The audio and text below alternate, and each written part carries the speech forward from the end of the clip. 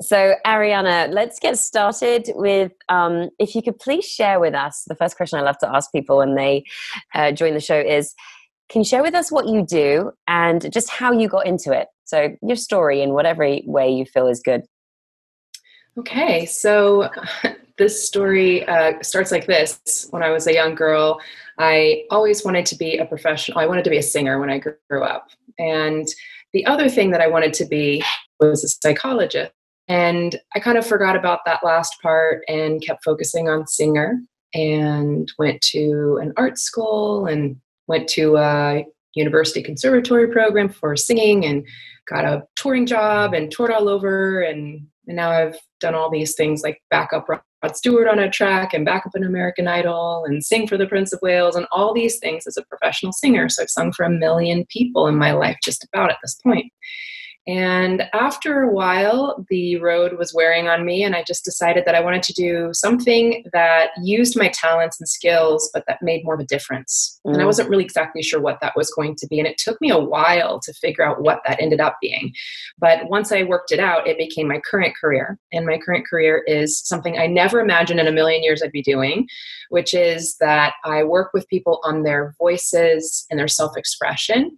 In specific, these days, I work with mostly men, sometimes women, on their public speaking, their communication, and their relationships. And in the case of men, especially their relationships with women. Mm-hmm. And this whole #MeToo thing has really changed the way that men and women interact. So I've noticed I have this ability to connect with men and explain matters of the heart to them in a way that they understand and demystify, what women do for men so that they can have better relationships, be more loving guys, and have careers that they're happy with. There's a lot of need right now in this age of women's empowerment from men. Believe it or not, they're really confused and hurt and lost. Lots of suicide is happening, lots of depression, lots of guys not feeling like they can reach out and ask for help because they got to be tough and have it together.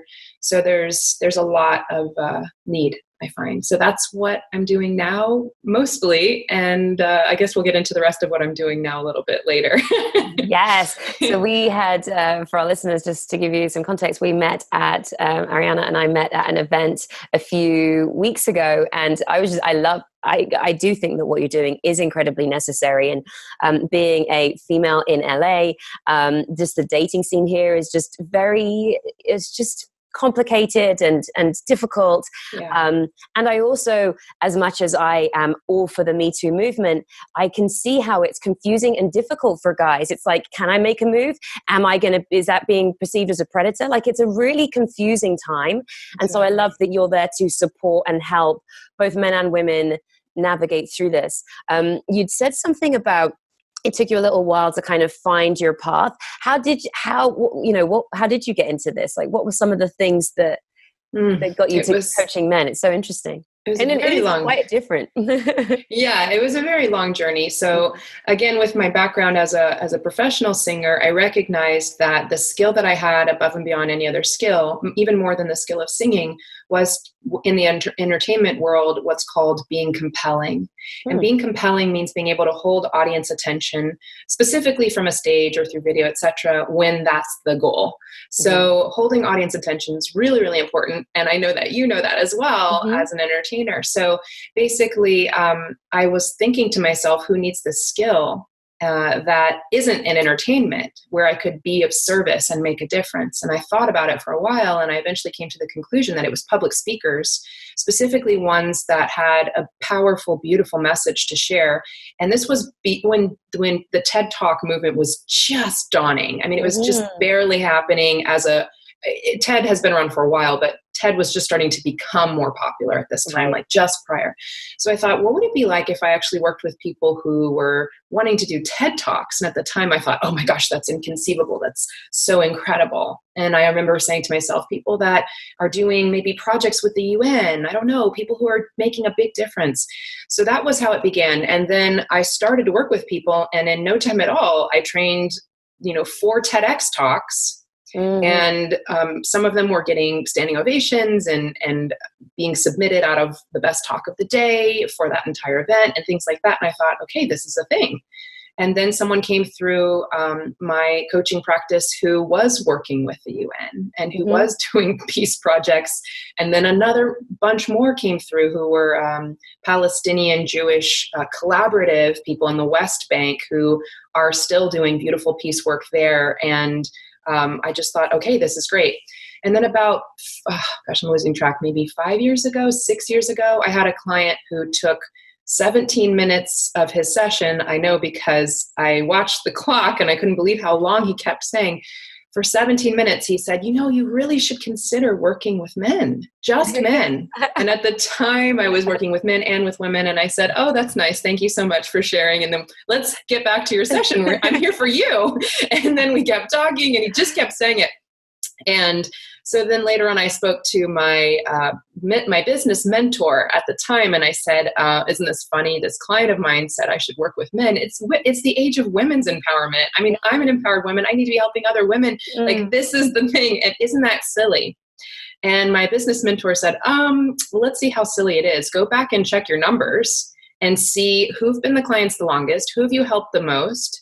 And, what are you actually doing that's really making the biggest impact in your client base? And sure enough, it was this specific segment of men from approximately 30 to late 40s.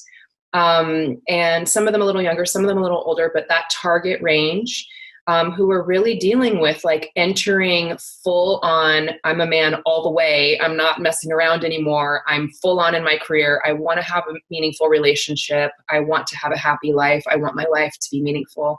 And they were trying to navigate all of that. And there was a lot of confusion and difficulty, and the coaching really supported them. The other thing that I observed during the 3 months that I wrestled with myself as to whether or not I would actually do this and work mostly with men was that you could have heard me saying things like, I refuse to help men have sex. That's not what my life is for. I just was like, this is not what I want to do with my life. Yeah. I'm trying to do something important here. Yeah. And in the end, I really sat with it. Again, it took 3 months for me to make this decision. The weight of my conscience led me to choose to work with men because I recognized, okay, there's so much need here.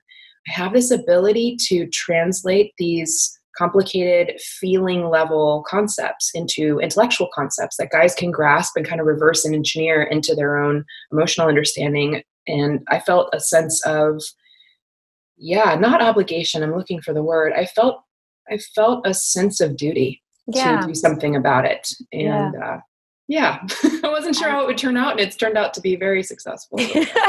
Yeah. You followed your calling. I like any examples of stories where people sort of, rather than just, and this is this year I have been adamant to live by this rule, rather than just like deciding I'm doing this, and then just forcing myself upon everything, just sort of going with what feels right, going with what is showing up, what seems easy, what I feel good at. And it sounds like that's exactly what happened with you. Absolutely. Absolutely. Yeah. I'm a huge fan of following that inner message inside, that inner voice that's kind of leading you. It's always a very, very quiet voice, but it's a deep knowing. Yes. Absolutely. Yes.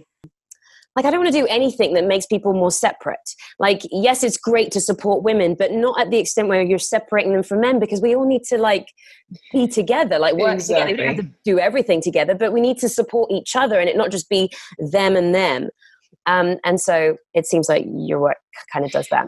Yeah. And I couldn't agree more. It is very divisive out there. And there's a lot of women that are really, angry, and as they should be, with some of the, given what many women have experienced at the hands of men being very unconscious and not paying attention to the implications and the results of their own actions. But I think that if women and men want to come together, and this was the insight I had about 6 years ago, if women and men want to truly feel equal and respected by one another, which is what we all want, as far as I know, at least if a person's mentally healthy, that is what they would naturally want. not, as far as I've ever been able to notice in 21 years of working with people. Women are going to have to, in order to have that equality, we're going to have to embrace and accept men in all of the ways that they are, including their shadow side, their darkness, and their difficulties.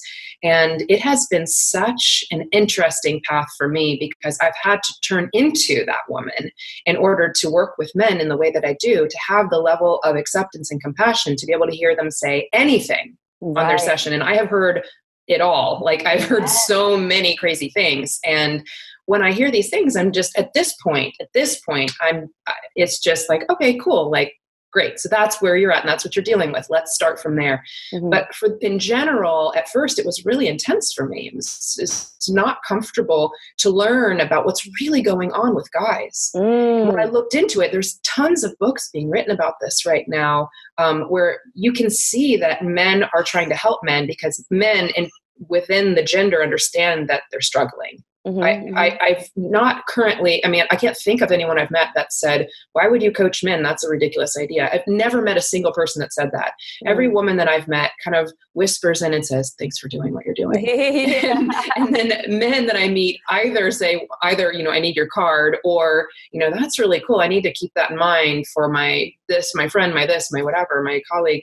So there's so much need, and it's so undercover. I think if, your podcast is so revolutionary in lots of ways, because you're kind of finding people who are doing things that are a little, maybe they're a little in front of the curve, right? They're not mass aware. Their topics are not mass, their topics are not out there in the mass consciousness yet.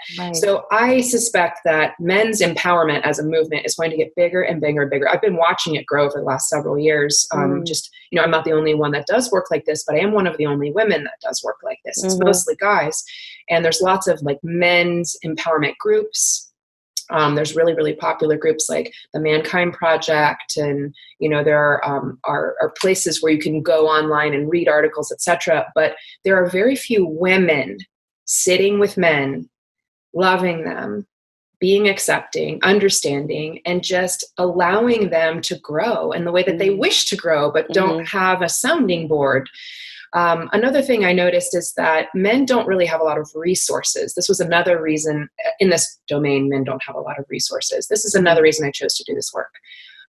For example, if you're a guy and you're dealing with wanting to work your heart out, like a workout for your heart, if you wanted to become a more compassionate man or a kinder man, or you wanted to be more connected with your lover or your girlfriend or your wife or your kids, in order to get better at that, which lots of men actually do want to get better at that, your options are pretty much therapy, a dating coach if you're single, maybe a female business coach, so you can kind of really quick ask on the side, like, hey, what do you think of this girl that's on my dating app?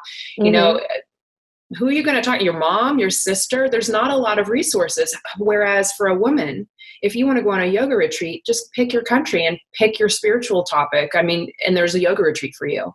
I want to go to Bali, and I want it to be like yoga, and then I want to have like, a day of Buddhist meditation. It's like, sure, you can find that. But if you're a guy, a lot of stuff out. Yeah, that's true. Not as much available. Yeah. Sorry, I cut you off there. No. That's it. There's just not as much available. That's the point. Right. So what I'd love to hear is, so what are the types of things that you find coming up? And then what are the type of practical ways in which you work with guys? I'd love to hear like just some of those things. Some of the things that come up for guys, again, it's so surprising to find out what men were really dealing with as a woman who thought I, understood, and I totally didn't until I got in there. Men are, in general, the things I've heard men dealing with are everything from feeling attractive enough, feeling confident in ways that are obvious, but to women, but are ways that are not obvious to women. Many, many, many different ways. They're very, very interested and in need of learning how to feel confident in all kinds of situations. Another thing I've noticed that men are really struggling with in general is how to have a career that they enjoy, that also makes them enough money So it balances those two things of enjoyment and making enough money, which women are also generally dealing with. But for guys, I think there's more urgency and I would even use the word desperation for a lot of guys, because there's so much more importance placed on the individual than there ever has been in as long as I can remember, and like in history, this is like the age of the individual all of a sudden.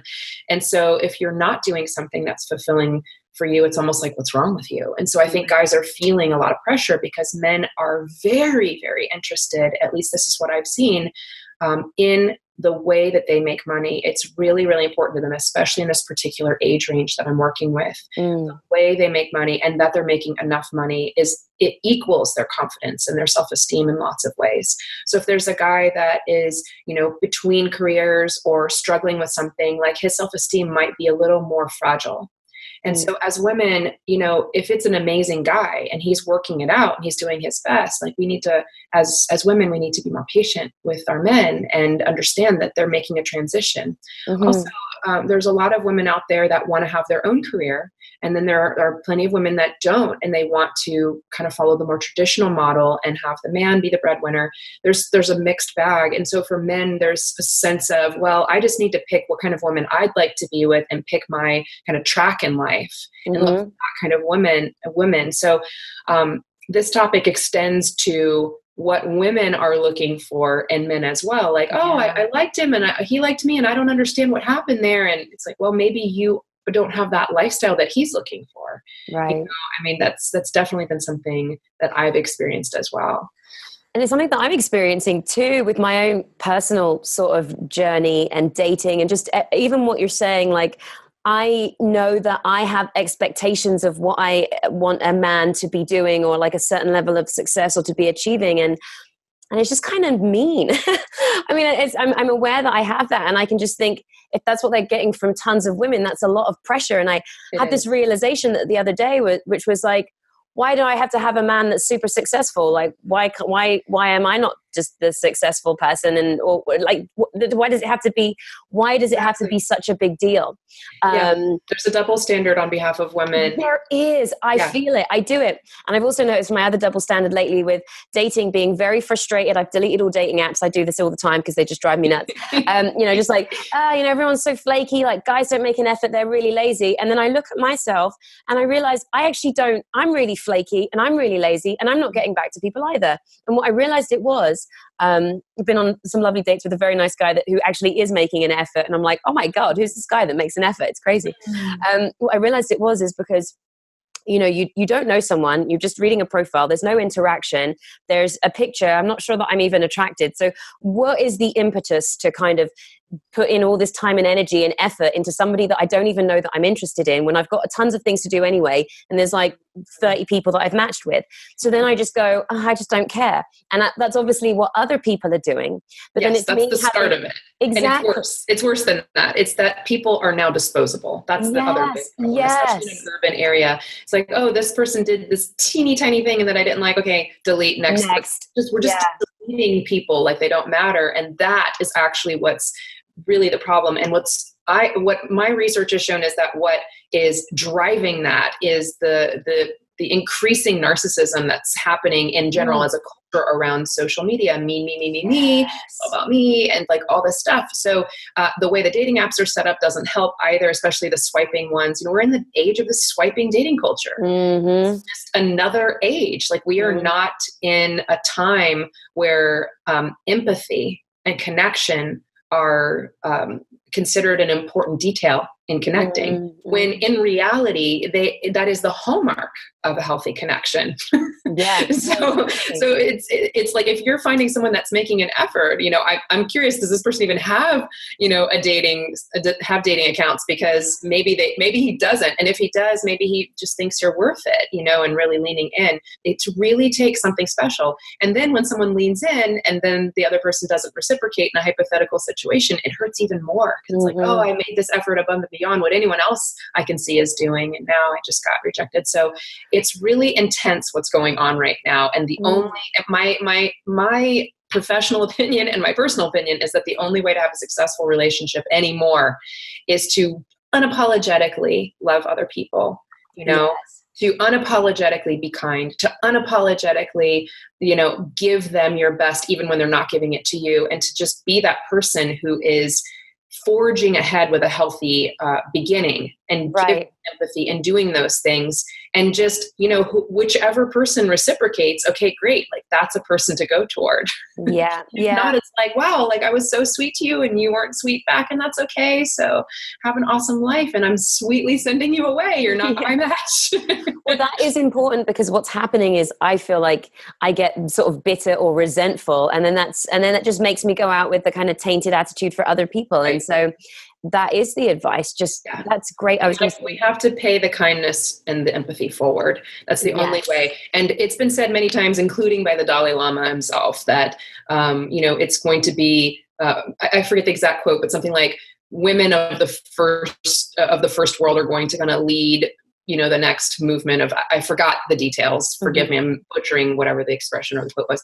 And I believe that we as women in the first world, we have so much privilege. We have so much access to resources and education and the internet just we have stability in a way that women in most other places of the world don't have it. And so women tend to biologically be more in touch with their empathy. And that has, again, biological, right? It's not like an internal choice. It's biological. And that's because women are more wired to pay attention to children and each other and things of that nature, and less wired to hyper focus like men are wired to.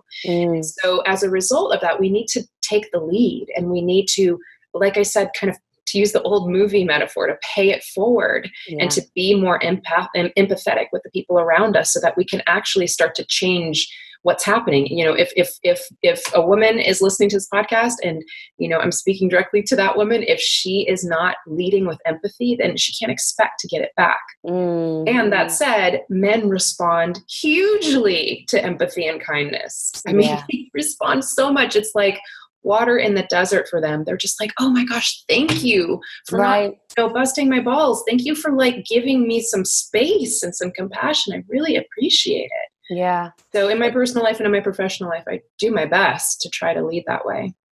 I'm going to keep hold of this and just keep reminding myself of that. I worked on speaking at an event called FemQ last year, and it's all about feminine energies and the feminine qualities.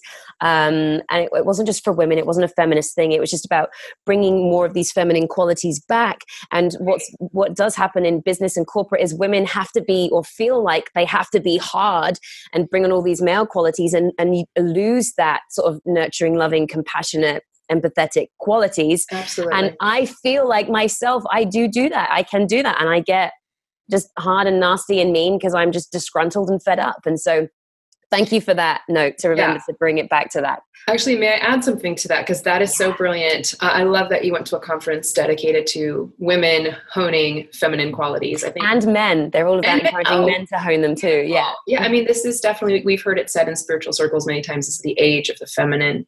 Some people say the age of the mother. And, for a long time, I kept hearing that, not really knowing what that meant. And now I'm starting to understand it. And you can see it in our culture, in the US culture. It's like there's this turning of like, wait, you have to respect women. And women and feminine are different. I want to take a minute to like just talk about that, because there's a difference between masculine and feminine versus women and men, or male and female. There's such a giant difference. You could be, not even sure what your gender is and be in touch with masculine and feminine as an essence. Yeah. So actually, I just recognized that right behind me, there's a painting made by Rasuli, one of my favorite painters and a mentor of mine.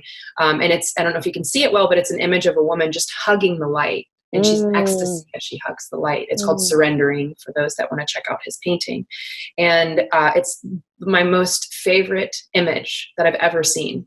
It's the most beautiful thing I've ever seen visually. And what it reminds me of is that, especially with if a human is living in a woman's body specifically, but also for all of us, it's so important to learn how to surrender to the heart and to the higher self, quote unquote, like the part of us that is eternal, whatever that means. This is not a religious idea. This is just a spiritual idea. You don't have to have a religion. You can be atheist and understand that there's some part of you that came from somewhere and seems to go back to something in this never-ending recycling of life here on Earth. And so just surrendering to that eternal quality is something that gives great power, especially to women these days. And I believe it gives the power to continue to find empathy when people are just being unfairly difficult or narcissistic or whatever they're doing. And especially also in this age where women really do, in order to be respected by other women, and even in many cases by other men, women really do need to find their masculine qualities and figure out their career and whatever it may be. I mean, they don't need to, but I find that women are generally happier when they have some kind of purpose outside of family, but family is very important for women. So in order for women to actually do that and find those masculine qualities, they have to also pay attention to finding feminine qualities and maintaining both, which leads me to Tantra, which is a practice that I've studied off and on for about 10 years, and more intensively for the maybe last 4 or 5 years, and very intensively for the last couple of years. And I've become certified as a teacher. And most people, when they hear the word Tantra, they think of sex. Sex is part of some tantric lineages, but it's not part of all of them. And many people don't realize something like Kundalini yoga is actually a form of what's called white Tantra. There's many kinds of Tantra. There's intellectual kind of studying of spiritual text, Tantra, etc. So long story short, I believe, from my point of view, this is my own point of view as a Tantra teacher, that Tantra kind of promises a 3-step movement towards self-realization. You know, this is an 8,000-year-old spiritual practice, so much older than Buddhism by thousands of years, older than Hinduism, older than Christianity by 4 times. You know, this is an ancient spiritual practice that uses spices and flowers and water and dirt, you know, as part of the practices in some cases. In some cases, you're just looking at someone in the eyes and being with them. One of the 3 steps that Tantra kind of like takes a person toward is step 1, locate your masculine and your feminine. Like, know what they are, find them in yourself. Everyone, every person, every human has feminine and masculine qualities, and at least potential. Everyone. It's just birthright. It's born in. So the second kind of phase of tantric evolution is that you now have found your feminine, your masculine, you've made them empowered, right?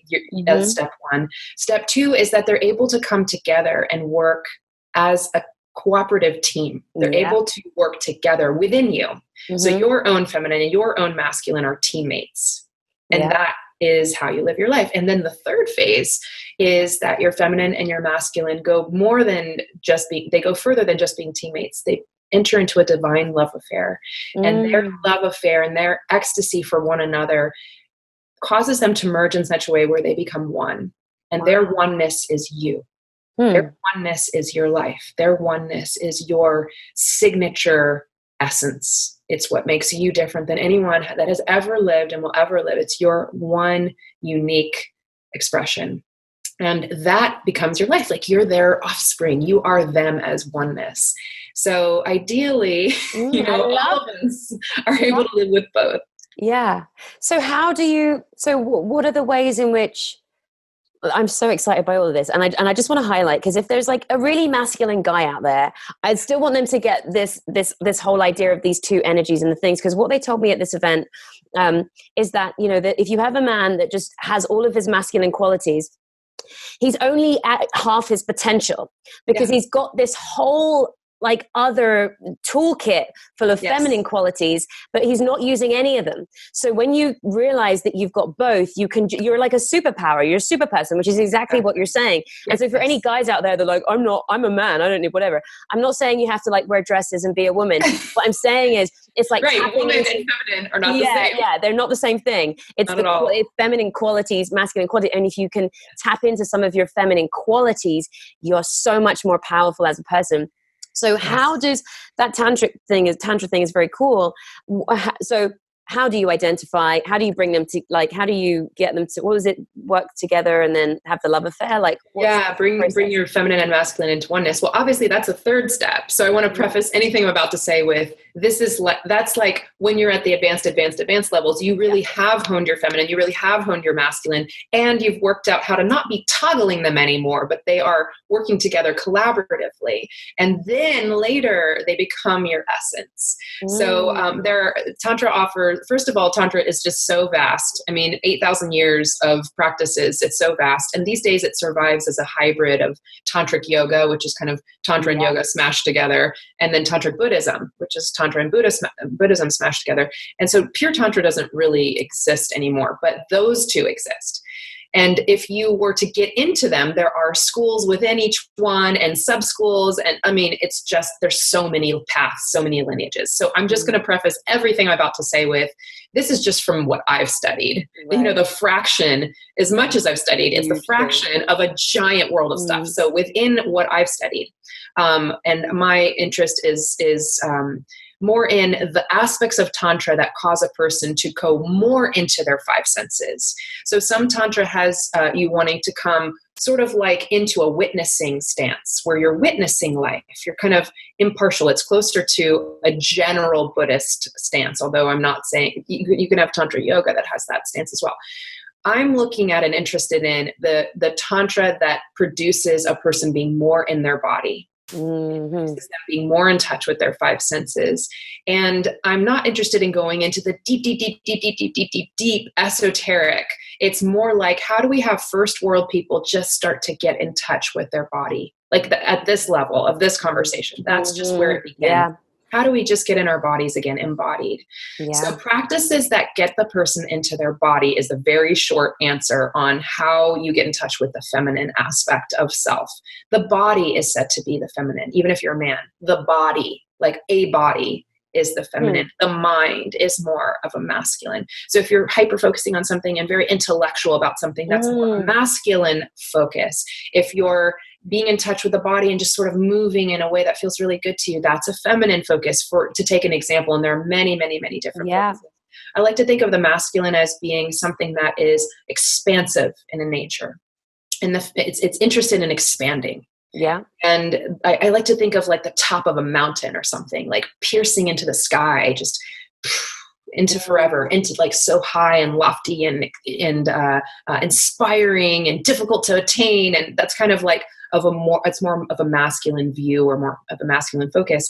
And then the ocean is a wonderful metaphor for the feminine. You know, it's wild and some days it's beautiful and the sun's setting and the seagulls are flying and you're like, oh my God, it's so beautiful. I'm so happy I'm alive. And then the next minute, the ocean is wild and throwing ships into the sea and just like, you know, crashing things against the rocks. So the feminine has range and emotion and color and movement. And that's the feminine. Yeah. Right now, female.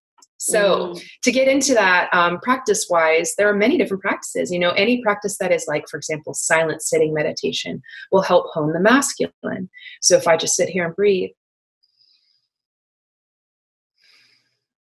and I'm focused on not so much my body, but my stillness, my peace, my transcending of my egoic voices, that would be more of a masculine meditation. A meditation that would promote masculine expansion. A woman and a man could equally do that, and maybe they need that in that moment. A woman and a man could also do a more feminine or embodied kind of meditation. One of my favorite ones in the world is just laying on the floor and just rolling around in a way that feels good. And it sounds so silly, but oh my God, I do that. Dogs do, right? I do that.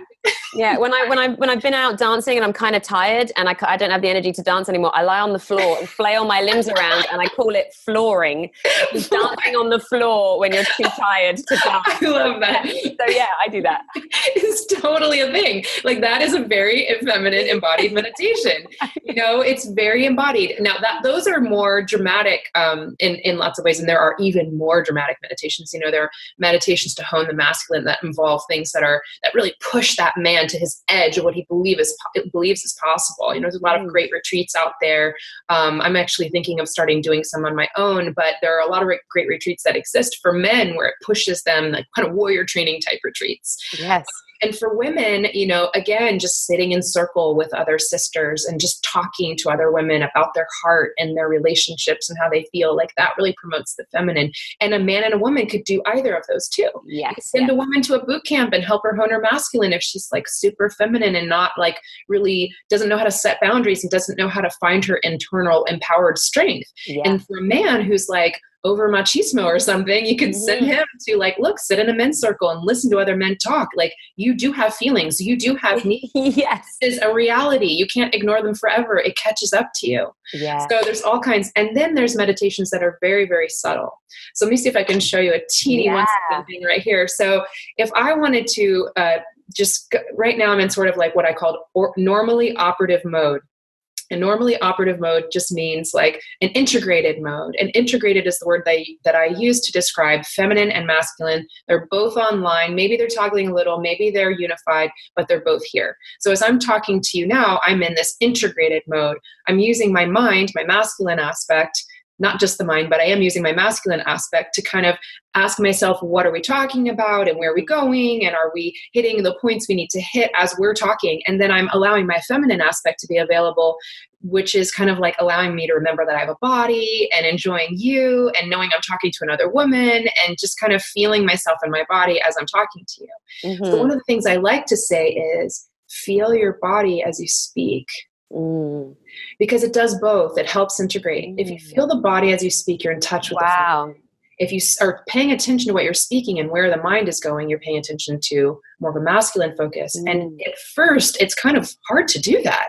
Yeah. It's really actually challenging. I invite your listeners to just try to do that for a second. I just said that. I felt like there was so much like buzzing in my head, and I just put it into my body, and it just made me realize that I was just all in my head. Yeah. And there's so much body, right? If we're just a talking head, it's so, to use the expression, but if we're a head that's talking with no awareness of our own body, how are we going to be aware of our extended body, which is the earth?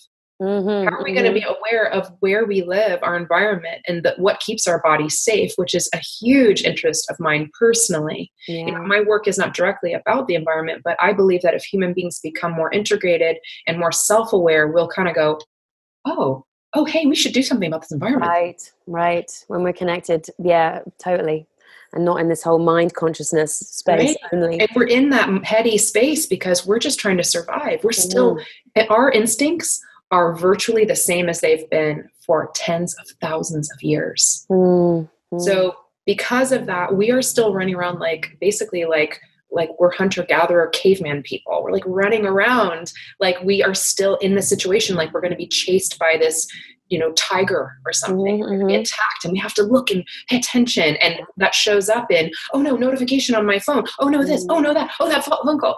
Our nerves, our nervous system is activated in a way in this day and age, mostly for us that are in first world culture. It's activated in a way that is so intense that we can't down-regulate the nervous system and just relax and find our body again and go, oh, okay, I am safe. There is no tiger chasing me. It is okay if I walk away from my phone or my devices for a minute. It is okay if I sit down. And especially with how addictive devices are designed to be. And that is a fact. Oh, yeah. There are books about that as well. So we need to figure out how to unhook ourselves as animals, the animal body that we live in, unhook from all that stuff and find the body again. And as we're speaking, feel the body. As we're talking, pay attention to what we're saying. Find that way to drop into a grounded state. So that's kind of my summary on that. I love it. Well, you've kindly offered to do to provide one of our listeners with a personalized guided Tantra meditation. And so with that, is that kind of sort of what you're saying, talking about bringing people into the body? Is that how that would... If that's what they're needing, and it likely is, but it's not necessarily what they're needing. So whoever wins this particular contest will be invited to describe to me in a few sentences what they're most wanting to achieve in their life, or what they're most wanting to heal, however it comes to them. And then I'll take that information and I will go into meditation and meditate for them, on them, and just tap into what comes to me for them. And then I'll allow that to come through my knowledge about how to convey Tantra through meditation. And I'll basically describe a meditation and send them an audio of it so that they have that and they can practice with it. So it'll be tailor-made just for them. That's awesome. That is such an awesome giveaway. Thank you. And Absolutely. I want to take a clip of what you just said, and then we can just promote that too, so that everyone knows exactly what they're winning. That sounds like a beautiful thing. Wonderful. Ariana, I was hoping that we would get, I would get a little one, but actually, do you reckon I've got time for a little one? We do. We could do time. Absolutely. Okay, cool. Let's do it. Yeah. So what would be your, it's like, yay! I get excited too, because I don't know what we're about to do each time. So for me, it's always new and it's always exciting because it's a chemistry, right? It's a chemistry. I don't believe in templates for meditation. There's certainly practices, but in giving someone something that's going to actually support and help them as a teacher of it, I have to tap into like what's really present for them. And this is something I bring into sessions with men as well as they need it. Or sometimes we're just talking about their life and working out things in a more kind of logistical detail. So all that's available. This is probably has to be one of my favorite giveaways so far. So thank you for this one. Make sure that you guys enter. Ariana, thank you. Loving the work you're doing. People can find out about your work with men if there's any men that want to be coached. Empoweredman.com is the place to go for that information. And you've also got something new, the tantraconcerts.com. Can you tell us about Tantra Concerts before we wrap up? With my long career as a professional singer and my love for Tantra and what it does for people, as we just experienced here, the way that it just brings us into our heart again and into connection and into ourselves. I wanted to find a way to mix the two. So I created something called the Tantra Concert, and it's half tantric workshop, half live original music concert. So it's songs that I wrote and I perform live with an acoustic guitar, sometimes with a piano or a ukulele. And I also lead a series of tantric practices for the whole group. And I like to joke that it's rated PG. So some people wonder what it's a tantric workshop.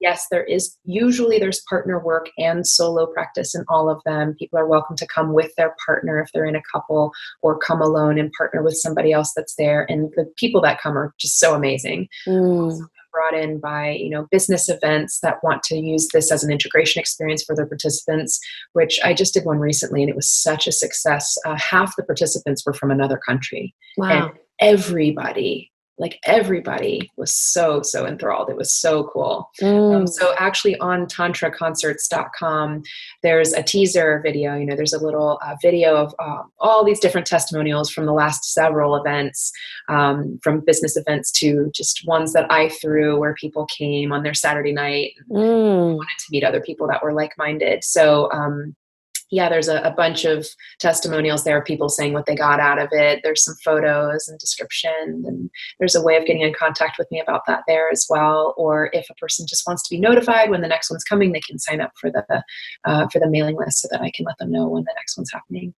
Perfect. I'm actually definitely curious. Do you don't have anyone, and do you have any scheduled for LA anytime soon? I don't have the next one scheduled just yet. I just finished one, so I am definitely open and interested. And I will also say here that just for your podcast listeners, if they reach out and mention your podcast, if they say uplifting content somewhere in the email when they write to me, I will actually give them a special rate, because I want a lot of people from your world to find this. And is this about so that would be for if someone wanted to facilitate an event, or if they wanted to have like a private event, what would? So it could be anything from a birthday party to a business event to they just have a group of friends that love getting together and hosting fireside chats, or hosting house concerts or things of that nature, and they want to see something like this go down, I am actually creating a really, really, really kind of irresistible scenario, because for me, I just want to get this out there. Yeah. About making money, and for the Tantra concerts, it's not about that for me. It's really about getting this work into the world and reaching more and more people and bringing Tantra alive for people. So I make it really easy to say yes to it. Excellent. Yeah. For your people, just tell them to remind me of uplifting content. Will do. Thank you. Absolutely. Wow. This has been amazing. Thank you so very much. Ayana, you're amazing. Thank you for doing this podcast. You're such a sweet human. I'm so glad that I know you. And I'm so glad we met too. Yeah, I'm looking forward to keeping in touch with you. Thank you, everyone. We will have links to all Ariana's information, links to sign up for the giveaway. And so just please check her out. I'm already thinking of who I want to get together for one of these events now. So we'll be talking. Beautiful. Thank you for listening and watching, everyone. I'll be back next week. Take care. Bye.